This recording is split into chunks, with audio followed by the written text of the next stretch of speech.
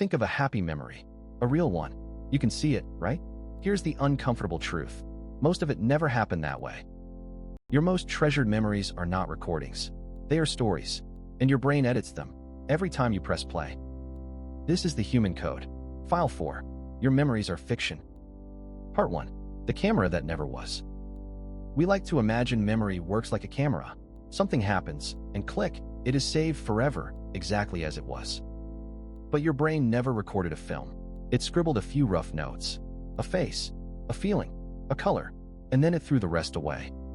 Your brain saves meaning, not detail. It keeps the point of the story and quietly deletes almost everything else. When you remember, your brain does not open a file. It grabs those scraps and rebuilds the whole scene from scratch, live, on the spot. That is why two people can watch the same event and walk away with two completely different memories. Both feel certain. Both are edited. It is less like watching a video and more like a detective guessing what probably happened from 3 blurry clues. Think of a huge, shocking event. Where were you when you heard the news? You feel certain. Studies show those flashbulb memories are often just as wrong as any other. People swear these moments are burned in forever, but when researchers check the facts, the details quietly drift year after year. And whatever is missing, your brain quietly fills in, with expectations, with logic, with pure invention, and it never tells you it did. Part 2. Rewritten on every read. Now here is the strangest part, discovered only recently. The simple act of remembering changes the memory itself. So the memory is not stored, waiting, like a file on a shelf. It is rebuilt from scratch every time you ask for it. Fresh, and a little different. Scientists call it reconsolidation. Every time you recall something, your brain reopens the file, edits it slightly, and saves over the original. It is like photocopying a photocopy. Each version drifts a little further from the truth, and the copy becomes the new master. It is the telephone game, played inside one head. You whisper the story to yourself, again and again, and slowly the words change. Which leads to a genuinely disturbing idea. The memories you replay the most are the ones you have edited the most.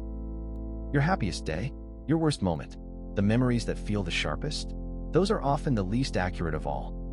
Ever argued with family about a shared memory?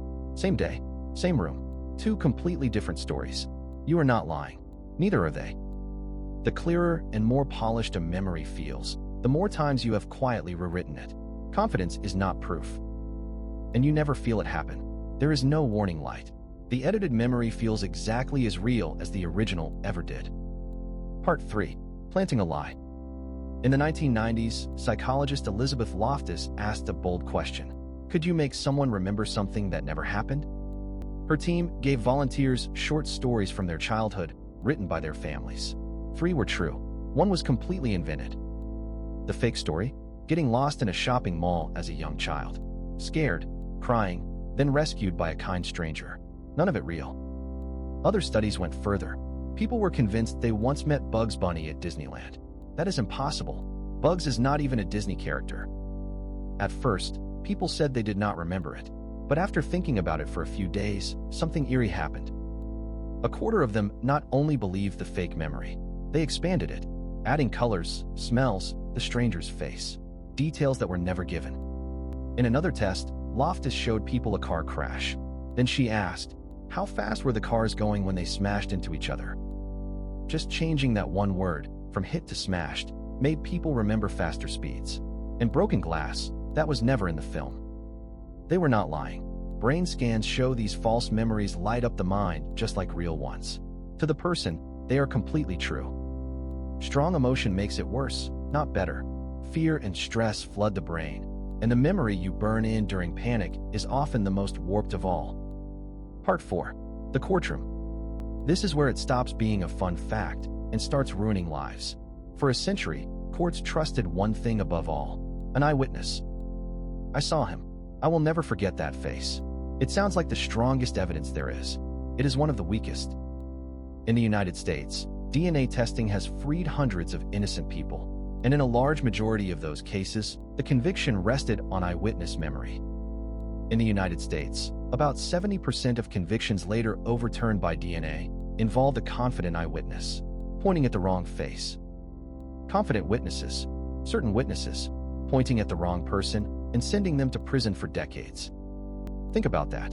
A person can lose 30 years of their life to a memory that felt 100% real and was 100% wrong. One tainted photo, one leading question, one suggestion from a detective, and the brain quietly rewrites the suspect's face permanently. It gets worse across different groups. We are famously bad at recognizing faces from outside our own community. Certainty stays high, accuracy drops. The memory felt certain. It was just wrong. And certainty, it turns out, is a feeling, not a measurement. Part 5. So why do we do this? If memory is this unreliable, why did evolution build it this way? Because your brain was never trying to store the past. It was trying to survive the future. Memory is not a museum. It is a prediction machine, built from yesterday's best guesses. Here's a clue why. When you remember the past, and when you imagine the future, your brain lights up almost the same regions. Memory and imagination share one engine. That is the secret. A memory you can bend is a memory you can use to plan. The flaw and the superpower are the same thing. A perfect recording would be huge, slow, and mostly useless. A flexible story you can update is fast, cheap, and ready for tomorrow. A perfect recording would need a warehouse. A flexible story fits in a shoebox. Evolution picked the shoebox every single time. So your brain keeps the gist, the lesson, the feeling, and happily deletes the pixels. It kept you alive. It just cannot be trusted as a witness. And strangely, the more a witness retells their story, the more confident they feel. Even as the details quietly rot, confidence grows. Truth does not. Part 6. The story that is you. Now sit with this. Your entire identity, who you think you are, is built on these memories. The shaky, edited, half-invented ones. So the person you remember being 10 years ago is partly a character your mind invented, rewritten 1,000 times to fit who you are today. You are not remembering your life. You are constantly rewriting it, casting yourself as the main character in a story that keeps changing. And try to recall your 3rd birthday. You probably cannot. Almost nothing survives from before age 3 or 4. Scientists call it childhood amnesia. Most early childhood memories you think you have were actually rebuilt later. From photos, from family stories. Your brain filled in a childhood it never really recorded. And maybe that is not a bug.